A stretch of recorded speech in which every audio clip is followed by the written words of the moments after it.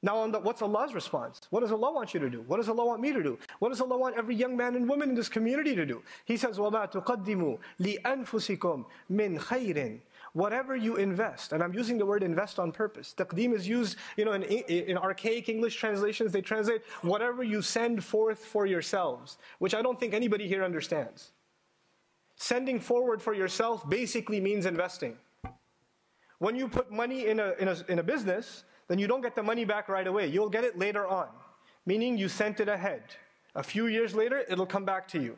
Allah is actually telling us to invest in ourselves. Not just in terms of the akhirah, which is obvious, but even in terms of dunya. There are things you need to improve about yourself, and you will see the gains of that later on in life. So where do I begin? Akhi, I want to learn Quran, I want to learn tafsir. Why don't you start memorizing Quran? No, tell me, how do I learn everything about Arabic? Okay, well, why don't you start with memorizing the Quran a little bit? No, give me something more elaborate. I need something more exotic. You need to invest in yourself. You need to put some time in for yourself. And when you do that, and Allah says, لِأَنفُسِكُم مِّنْ خَيْرٍ. This min is for tanawwu'. What that means is any kind of good. Don't underestimate the good that people do in a community. Don't underestimate the good that you're capable of.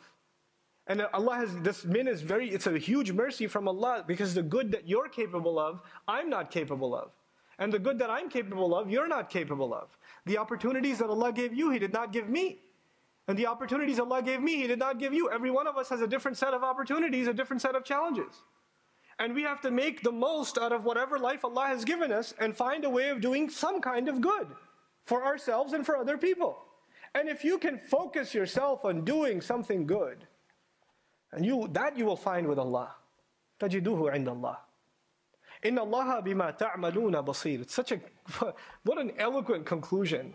No doubt Allah is in full view, especially of what you do. This بِمَا تَعْمَلُونَ, is muqaddam, what's called for ikhtisas. It's exclusivity. In other words, especially the things that you people do, Allah is watching carefully.